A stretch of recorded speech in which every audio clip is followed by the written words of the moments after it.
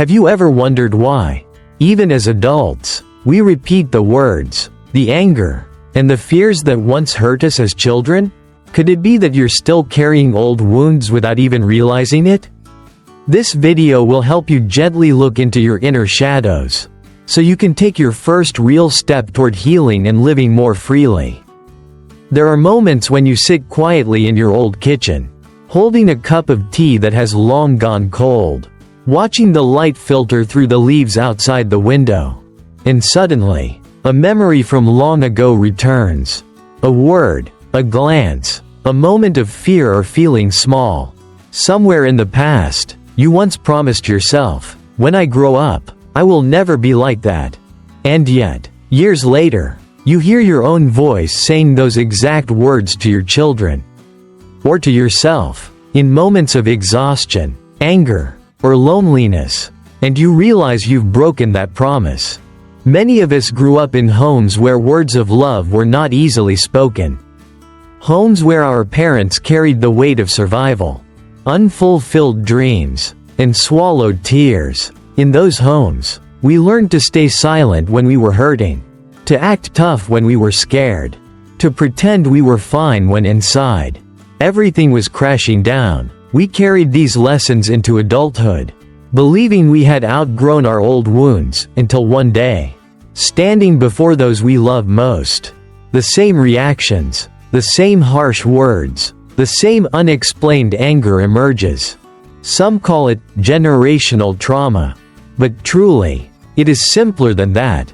It is the unnamed sadness we carry in our hearts, the fear of not being loved, the belief that we are never enough, the constant worry that peace will be taken away the moment we find it, the tears we never allowed ourselves to cry, the apologies we never dared to speak, the dreams we never had the courage to pursue. Carl Jung once said, "We do not become enlightened by imagining figures of light, but by making the darkness conscious." This darkness is not something evil or something to cast aside. It is the forgotten, abandoned parts of ourselves. It is the child who was once terrified, yearning to be comforted. It is the dreams we set aside for the sake of responsibility. It is the moments we forced a smile when our hearts were breaking inside. I once sat with a woman in her 60s. Her hair silver, her voice gentle, but her eyes holding a quiet sorrow. She shared that as a child, whenever she cried, her mother would yell, "Stop crying, it won't change anything." And so, she learned to stop crying, to stay silent, to be strong. As a mother, she wanted her child to be happy. Yet whenever her daughter was sad, she found herself yelling, demanding her child to stop crying, to be strong, to smile, until one day, she saw her daughter sitting alone, crying silently with her hands over her mouth to muffle the sound.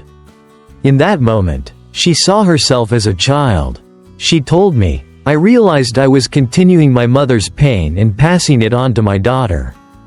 She began journaling each morning, writing down what she felt, the dreams she had left behind, the tears she never allowed herself to shed, the apologies she never voiced. She learned to take deep breaths when she felt anger rising. Instead of yelling at her daughter, she learned to say, "I am sad right now. I need a moment." For the first time, her daughter hugged her, and they cried together. She said, "I always thought I needed to be a strong mother. But it turns out, my daughter needed a mother who could cry with her." We often think that healing generational trauma is something grand. But truly, it begins in the smallest moments, when we pause and ask ourselves, where is this reaction coming from? What is this fear really about? What do I need right now?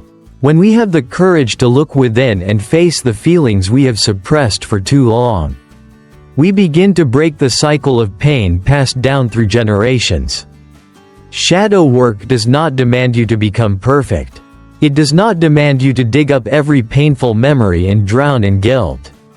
It simply asks you to be brave enough to listen to yourself, patient enough to sit with discomfort, honest enough to admit, "I am hurting, and that does not make me weak." There will be mornings when you wake up, Look into the mirror and feel it is hard to start the day. Place your hand over your heart. Take a deep breath and gently tell yourself, I am learning to love myself.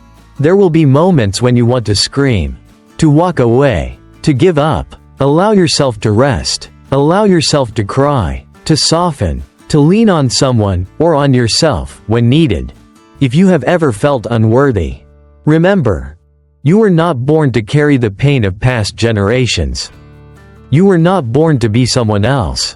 You were not born to hide your tears or your genuine smile. You deserve to be loved, even while you are still imperfect. You deserve peace, even while you are still learning to heal. Healing generational trauma is not a straight path. It is filled with twists and turns, with days of lightness and days of heaviness. But every small step you take, every tear you allow yourself to shed, every apology you dare to speak, every fear you bravely face, these are all steps back home to yourself, to your inner freedom, to the life you truly long for. Perhaps the greatest gift you can give to your children and grandchildren is not merely words of advice on how to live, but the living example of someone who dares to live authentically, to love themselves, to heal, and to smile at life despite the wounds. If today you can wake up, witness the sunrise, hear the birds, and hold a warm cup of tea, that alone is an opportunity to begin again, to love, to heal, to live slower, deeper, and more truthfully. You do not need to run from your past, nor rush to forget it. Let your past become a part of your story, but no longer the force that controls you. Let old wounds teach you to cherish moments of peace. Let past mistakes become stepping stones for you to love yourself and those you love more deeply. And if today you feel ready, begin with one deep breath, one gentle affirmation. I am learning to heal. That alone is enough to begin. If what I have shared today has touched a quiet corner within you, and if you wish to continue walking this path of healing, finding peace, and living more authentically, you can subscribe to this channel so we can continue this journey together in the videos to come. Here, we will listen, reflect, slow down, and return to what truly matters in life, without rush, without judgment, only honest moments where you can simply be fully